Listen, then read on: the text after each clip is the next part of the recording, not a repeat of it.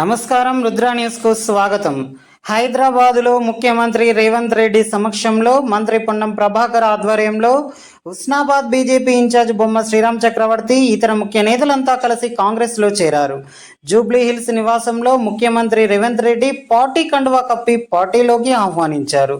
చేరికల కార్యక్రమంలో పాల్గొన్న వారు AICC incharge secretary Rohit Chaudhary, CM Revanth Reddy ప్రధాన సలహాదారు వి నరేందర్ రెడ్డి, ఏఐసిసి కార్యదర్శి సంపత్ కుమార్ తదితరులు ఉన్నారు.